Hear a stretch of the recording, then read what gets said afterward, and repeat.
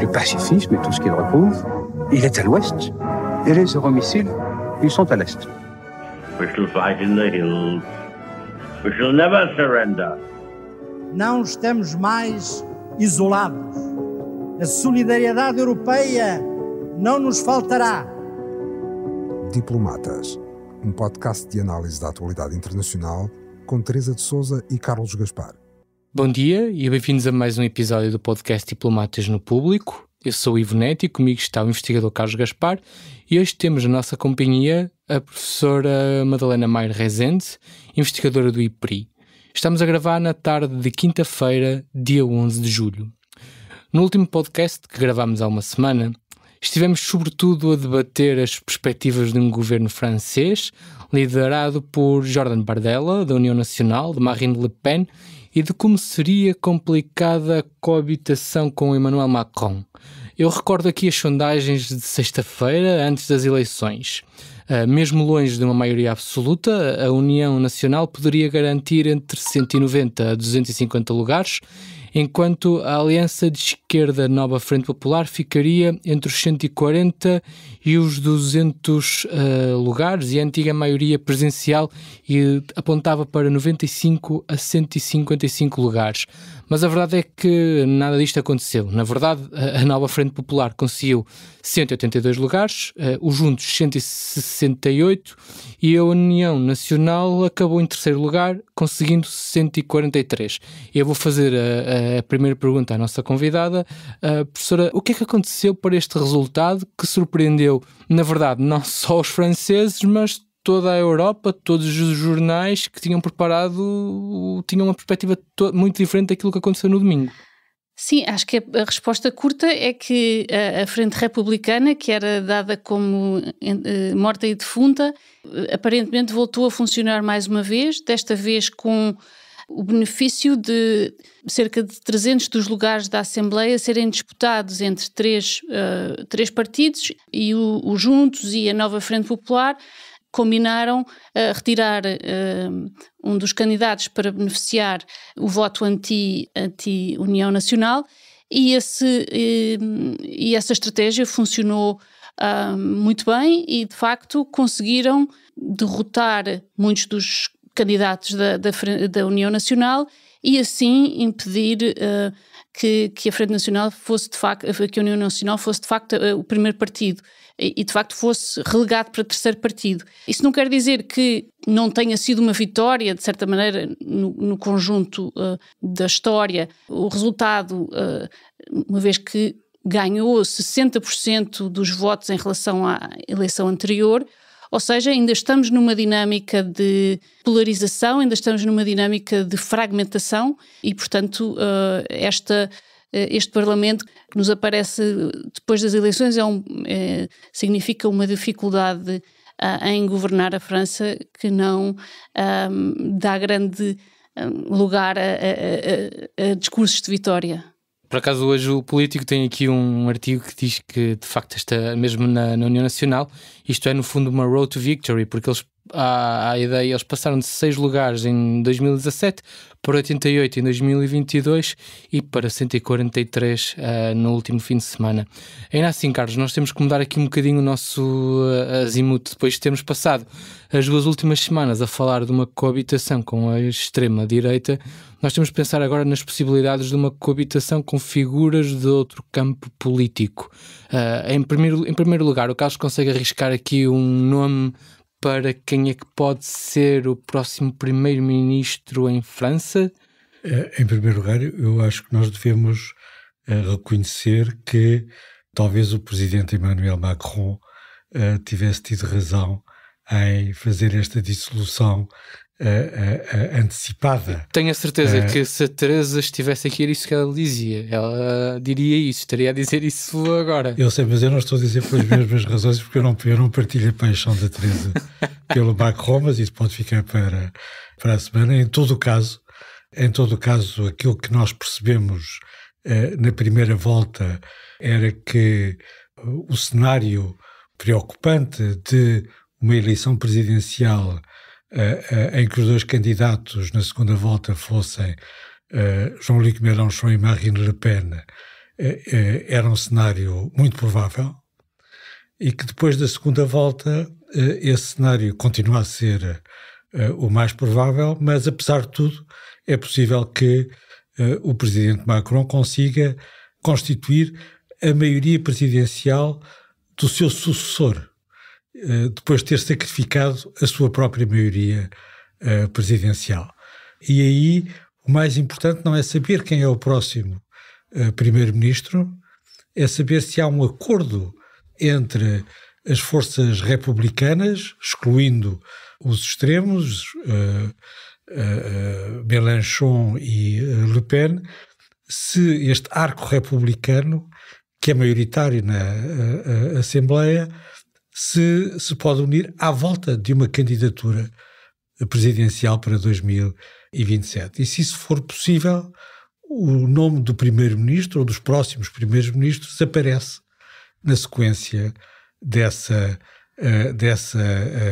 decisão. É um cenário inédito na Quinta República. Não é assim normalmente que as coisas se passam, mas a verdade é que a situação política interna se deteriorou até uma circunstância em que, efetivamente, como disse Madalena Rezende, o Rassemblement Nacional passou a ser o primeiro partido, na primeira e na segunda volta. Porque o Rassemblement Nacional na segunda volta teve 37% dos votos contra 27% da Gauche Insoumise e 26% do partido presidencial. Portanto, há aqui um problema, há uma crise em França, a antecipação das eleições parlamentares torna possível tentar evitar uma catástrofe política nas eleições presidenciais de 2027. Consegui não responder à sua pergunta. Mas eu não vou deixar não vou deixar isto passar. Eu tenho aqui uma série de nomes que fui apanhando. Ao longo da semana foram atirados alguns para o lado e não tratando assim também a nossa convidada, vou ter que insistir à inevitabilidade. É um socialista ou uma socialista. Pois, eu trago aqui alguns, mais provavelmente um socialista. Pois eu trago aqui alguns há o inevitável e polarizador a ideia do Mélenchon, há Marine Tondelier e há também Laurent Berger, que foram assim alguns dos nomes que foram lançados no início da semana. Vocês acreditam em algumas destes nomes? Lançariam mais algum? A possibilidade é que amanhã seja apresentado, amanhã, na verdade hoje, que é quando o programa vai para o ar, a Nova Frente terá de lançar, poderá lançar hoje um nome. Vocês apostam em alguma personalidade que seja de facto lançada para o público? É preciso tempo para, no fundo, o que temos na Assembleia Nacional não são 3 partidos, são 3 coligações de partidos. A direita é uma coligação, a esquerda é uma coligação e o centro é uma coligação. E no conjunto vai haver 10 grupos parlamentares na Assembleia Nacional. E é a partir da realidade dos grupos parlamentares da Assembleia Nacional e não das coligações que concorreram à Assembleia que é possível encontrar uma fórmula de governo. Idealmente, um socialista que faça a ponte com o centro, com aquilo que era até à data a maioria presidencial. Madalena, um bloco central. Sim. A Madalena tem alguma aposta? Tem algum nome que olhe como ser uma possibilidade viável nesta grande confusão que está a política francesa? Eu acho que de facto o mais provável cenário será realmente uma coligação centrista liderada pelos socialistas, mas de facto a fragmentação que vemos na Assembleia Nacional e também a falta de prática de coligações governamentais em França faz-nos pensar que vai demorar algum tempo até se conseguir encontrar uma fórmula e um candidato que lidere essa fórmula para que de facto se encontre alguma alguma estabilidade, mas mesmo essa estabilidade poderá vir a ser muito temporária e termos daqui a um ano novas eleições é difícil de prever, mas não será muito, muito breve. Independentemente de tudo, este resultado traz aqui uma responsabilidade acrescida e muito grande à esquerda francesa, que tem, de facto, de corresponder aqui a uma expectativa para acalmar este crescimento da extrema-direita em França, porque, no fundo, há esta obrigação de corresponder à expectativa de um grupo de pessoas que, independentemente de tudo, demonstrou que não quer uma maioria absoluta de Le Pen, certo? Exato. E isto tem de correr bem para que não aconteça essa maioria absoluta. Exato. Esta eleição foi sobre o que os franceses não queriam, ou pelo menos parte deles não queriam, mas a solução de governabilidade, tanto da parte do grupo de Macron como da esquerda moderada, ou seja, de todos os partidos moderados, será com certeza conseguir governar, não só fazendo face a um déficit governamental que Bruxelas já apontou como sendo insustentável. Portanto, todos os grupos de esquerda apresentaram programas despesistas e isso aparentemente aparece como incomportável do ponto de vista europeu, como fazer face, digamos, à queda do poder de compra dos franceses, às questões de imigração e depois gerir não só a transição verde como o rearmamento europeu. Portanto, tudo isto é uma agenda pesadíssima que esta elite realmente fragmentada tem que fazer face e não parece fácil. E ao mesmo tempo que decorreram as eleições em França, há um resultado muito mais anunciado. Sem grande surpresa, os trabalhistas venceram as eleições legislativas no Reino Unido. Uma derrota sem precedentes para os conservadores. Carlos, ao contrário de França, aqui não há muito de novo para contar, era o que era esperado. Quais são os principais desafios para o primeiro-ministro britânico, Keir Starmer? Quais são assim os seus principais desafios no arranque deste governo? Exato, a França e a Grã-Bretanha estão em trajetórias opostas. Na Grã-Bretanha prevalece a previsibilidade no processo político e em França prevalece a imprevisibilidade. O sentido do voto na Grã-Bretanha é muito claramente pôr fim ao ciclo populista do Brexit e recomeçar com uma política mais normal e, para usar a expressão do novo primeiro-ministro, mais séria, o que implica linhas de continuidade e linhas de mudança. Linhas de continuidade, designadamente em relação à Aliança Atlântica e em relação à Ucrânia. Os trabalhistas estão, como os conservadores, empenhados em garantir que a Ucrânia não será destruída pela Rússia e que a Aliança Atlântica fará o necessário para garantir esse resultado, mas, por outro lado, vai haver uma mudança nas relações com a União Europeia.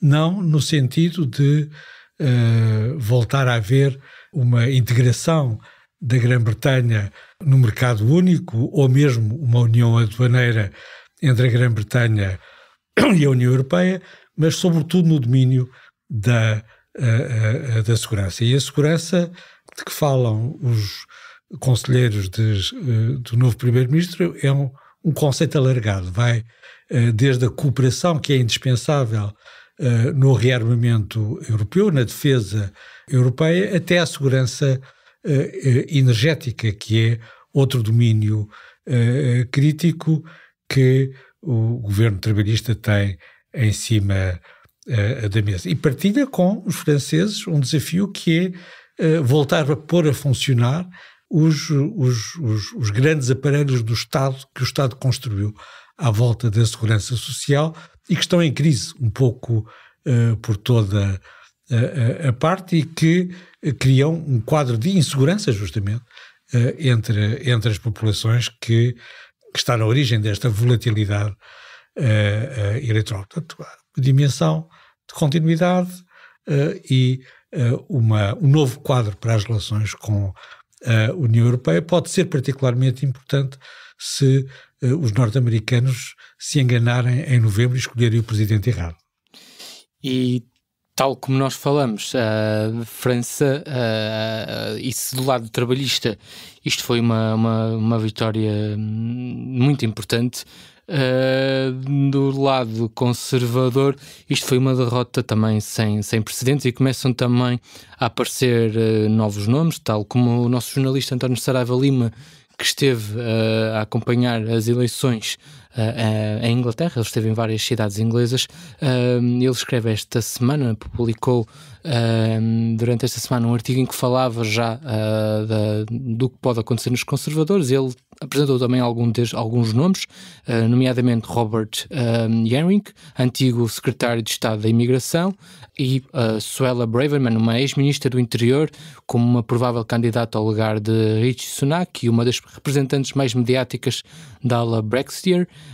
Um aspecto importante também que pode vir a ter um peso muito importante nesta sucessão é o elevado número de votos que o partido de Nigel Farage roubou aos conservadores e que o partido mais antigo do Reino Unido vai tentar recuperar. Madalena, qual é que vai ser o período que o Partido Conservador vai passar agora? Espera-se uma espécie de guerra civil no interior do partido? Bom, a primeira coisa talvez a dizer é que os ciclos governamentais no Reino Unido são realmente longos. Este sistema político resulta em ciclos de quase 14 anos, normalmente, em média, portanto é possível que este regresso dos trabalhistas ao poder, enfim, seja dessa magnitude. Eles tiveram 14 anos na oposição. E, portanto, aparentemente, o Partido Conservador, que lançou o Brexit como uma forma de ultrapassar as divisões partidárias sobre a União Europeia, não conseguiu fazer isso, mesmo provocando o Brexit, e continuou extremamente dividido, e digamos que a ala de um populismo nacionalista de Boris Johnson conseguiu de facto destruir o partido em parte e provocar ou acelerar o declínio da Grã-Bretanha como potência.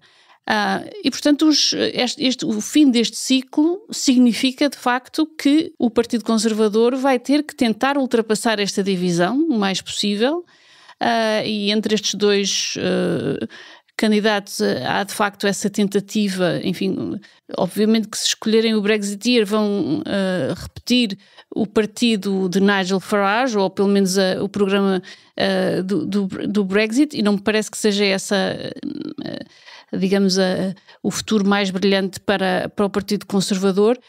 E, portanto, do meu ponto de vista, vai demorar algum tempo a tentar encontrar uma fórmula que reconcilie um nacionalismo conservador que sempre fez parte do ADN do Partido Conservador britânico, com um internacionalismo capaz de lidar não só com uma União Europeia integrada, mas também com relações com os Estados Unidos que sejam construtivas. Portanto, deste ponto de vista, obviamente que se esta vaga populista produzir um presidente Trump, o Partido Conservador estará em maiores dificuldades em se refazer, mas se esta reversão no Reino Unido for o fim, de certa maneira, o começo do fim desta onda populista, poderemos ter também aqui um partido que dá o exemplo no centro-direita da capacidade de renovação ideológica e partidária. Termina hoje também a Cimeira da NATO com promessas de reforço de ajuda à Ucrânia, isto numa semana marcada por um violento ataque da Rússia à Ucrânia que visou um hospital pediátrico em Kiev. Carlos, qual vai ser a principal mensagem deixada a Volodymyr Zelensky pelos líderes da NATO? 2 hospitais, o equivalente, se quiser, à maternidade Alfredo da Costa e ao Hospital de São José, que foram destruídos por um míssil de cruzeiro russo. É a contribuição do presidente Putin para a cimeira da NATO e para garantir que os aliados continuam empenhados em garantir a resistência da Ucrânia. Há um comunicado especial da cimeira sobre o apoio à Ucrânia que define um novo quadro para coordenar a assistência militar feita pela própria NATO e não apenas bilateralmente como até agora. É uma maneira, de certa maneira, de prevenir justamente o tal cenário em que os americanos escolhem o presidente errado em novembro. Há também a definição de uma ajuda financeira anual muito considerável à Ucrânia. Há um novo comando da NATO para coordenar o apoio à Ucrânia e, paralelamente, foram anunciadas os novos sistemas de defesa antiaérea, sistemas estratégicos e sistemas táticos que podem impedir, juntamente com os F-16, que também vão finalmente, ao fim de 1 ano e meio, ser entregues à Ucrânia, que podem evitar a repetição de calamidades como aquelas que referimos no início. Mas, ao mesmo tempo, os Estados Unidos e a Alemanha mantêm a sua oposição a uma entrada da Ucrânia.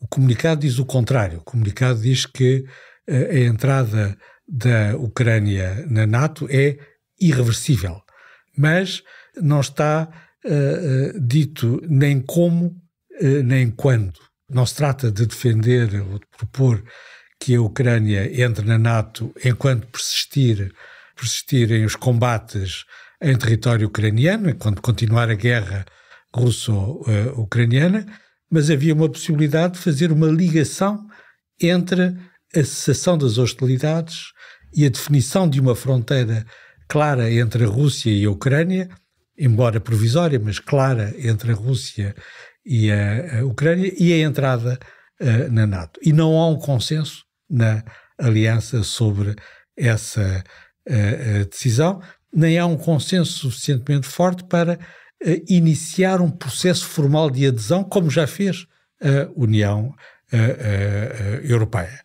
E, portanto, há, por um lado, uma demonstração de apoio, uma manifestação de apoio, e, por outro lado, a confirmação dos limites desse apoio. A frase do comunicado é uma frase notável, diz que a integração euroatlântica da Ucrânia é irreversível, incluindo o seu estatuto como membro da NATO, mas na parte institucional, politicamente, não há um processo que se inicia para lá das fórmulas do comunicado. E essa, obviamente, era a questão fundamental desta cimeira.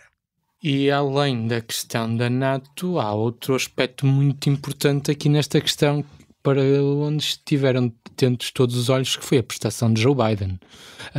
Nos últimos dias começaram a surgir apelos de figuras democratas a pedirem que o presidente dos Estados Unidos desistisse da corrida. Nancy Pelosi foi uma das mais recentes.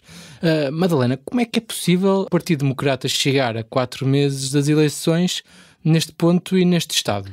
Bom, o estado do Partido Democrata não é de agora, ou seja, Joe Biden apareceu como o único candidato capaz de navegar num partido profundamente dividido, profundamente fragmentado, desde cerca de 10 anos. Portanto, esta divisão do partido e esta incapacidade de se unificar à volta de um candidato é antiga.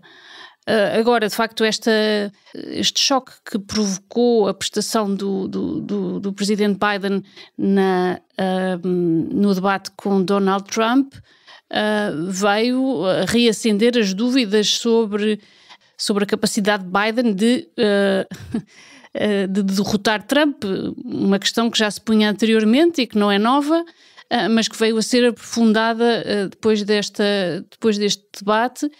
E que está a provocar, de facto, uma nova divisão e um reacender das animosidades dentro do partido.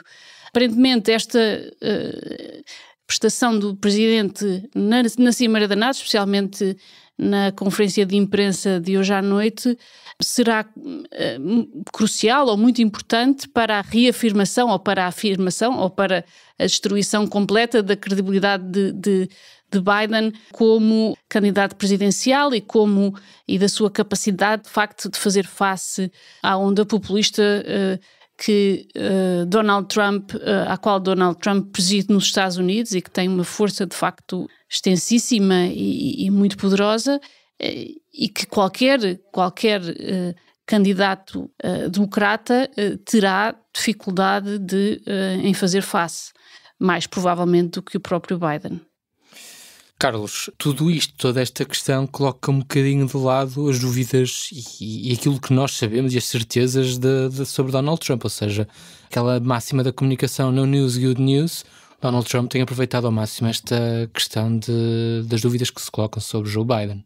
O candidato que Donald Trump prefere é Joe Biden. Há aqui uma espécie de emulação de contrários. Nós já assistimos a isso no Brasil, entre Lula da Silva e Bolsonaro. São candidatos que se querem enfrentar e dominar o campo de competição política e eleitoral, e nesse sentido, apesar da divisão do Partido Democrático, que mostra um sinal, que é um sinal de pânico no Partido Democrático, um pânico que se compreende, uma vez que as eleições presidenciais não são as únicas eleições que vão ocorrer na primeira terça-feira de novembro próximo. Há eleições para o Congresso, há eleições de senadores, há eleições de governadores, e toda essa boa gente quer ser reeleita e ter um candidato do seu partido o mais forte possível para melhorar a sua própria performance eleitoral. Apesar deste sinal de pânico e de divisão do Partido Democrático, que não aumenta, obviamente, as condições indispensáveis para o presidente Biden fazer frente a Donald Trump, apesar de tudo, ele continua a ser o menos mau dos candidatos democratas para lhe fazer face. Todos os outros são uma incógnita, não são candidatos conhecidos, e isto não é uma eleição municipal. Nós estamos a falar de eleger o presidente dos Estados Unidos, um presidente que tem um poder nacional e internacional incomparável, e nesse sentido tem que ser uma pessoa com provas datas. Não há nenhum outro candidato que tenha provas datas, que tenha tido o escrutínio indispensável que faz parte da preparação de um candidato presidencial, e nesse sentido, e no limite, mais vale para o Partido Democrata perder com Joe Biden do que se dividir e encontrar um candidato de ocasião, que ainda vai dividir mais o Partido Democrata e, sobretudo, vai dividir os eleitores democratas. É uma situação de pesadelo para os responsáveis da campanha eleitoral no Partido Democrático, quer das eleições presidenciais, quer das outras eleições que os democratas vão ter que travar em novembro. E para terminar, nós regressamos ao continente europeu. Já há um dia definido para decidir o futuro de Ursula von der Leyen como Presidente da Comissão Europeia. Será na próxima quinta-feira, dia 18 de julho. E até lá nós temos visto aqui uma reinvenção dos grupos mais de direita radical, que têm deixado Giorgia Meloni um pouco sozinha. Madalena, quer-nos explicar um bocadinho o que é que tem acontecido e que reformulações são estas? À direita do Partido Popular Europeu, que ganhou de facto 188 deputados no Parlamento e aumentou até a sua presença no Parlamento Europeu, ganhando uma centralidade ainda maior no contexto do Parlamento Europeu. À direita disto há dois partidos, tradicionalmente havia dois partidos, o Conservadores e Reformistas de Giorgia Meloni e o partido mais radical nacionalista, o Identidade e Democracia, que tinha não só Marine Le Pen como o Partido Nacionalista Alemão, Alternativa para a Alemanha.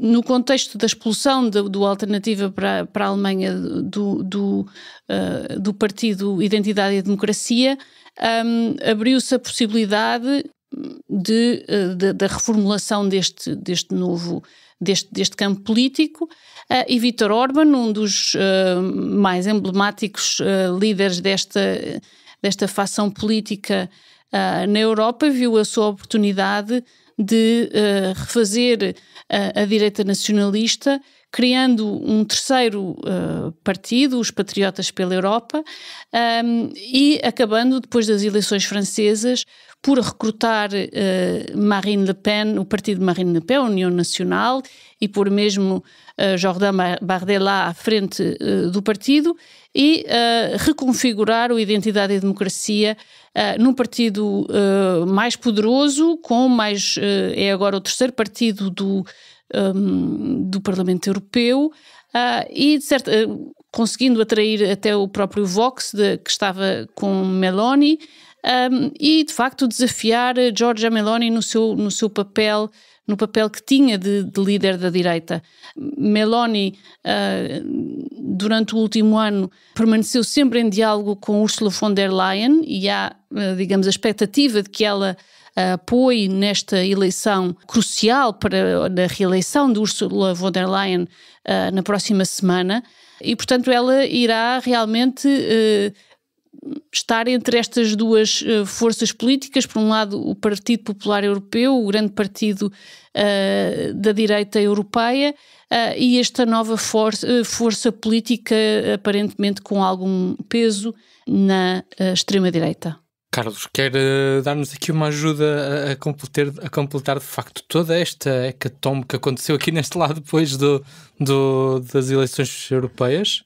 Ainda bem que a extrema-direita está dividida no Parlamento Europeu, porque de facto, mesmo dividida, tem o terceiro e o quarto grupo parlamentares no Parlamento Europeu, mas é importante sublinhar que esta nova divisão entre o antigo grupo Identidade e Democracia, que agora são os Patriotas pela Europa, e o outro grupo que são pela Europa das Soberanias, separa a parte da extrema-direita que quer trabalhar dentro da União Europeia e que se une contra o presidente Putin e a agressão da Rússia contra a Ucrânia, de um partido onde estão os partidários de Putin, liderados por Viktor Orban, que, como disse a Madalena, levou a melhor sobre Giorgia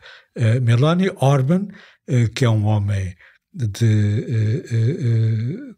Putin e defende uma estratégia para forçar a Ucrânia a render-se à Rússia, conseguiu unir aqueles partidos que são mais próximos dessa posição, incluindo o Vox também, que se alinha com esta posição, incluindo o Chega, que vai ter que explicar por que razão é que está dentro da facção pró-russa do Parlamento Europeu, e sobretudo trazendo o partido de Marine Le Pen, que nesta fase tem uma aparência mais moderada, mas que sempre foi um partido pró-russo, muito fortemente pró-russo, e mesmo financiado pela Rússia de Putin. E o terceiro grupo, que é um grupo residual, onde estão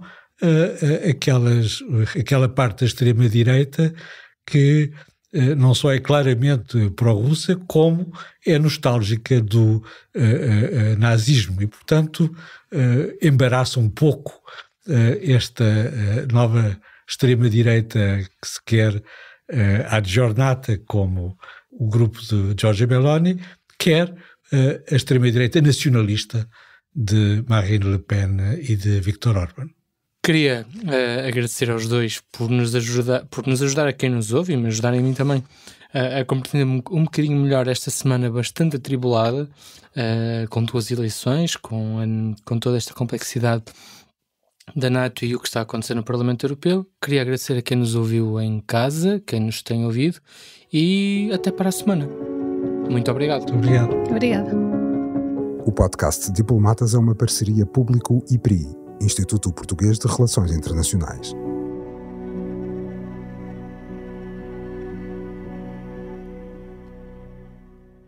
O público fica no ouvido.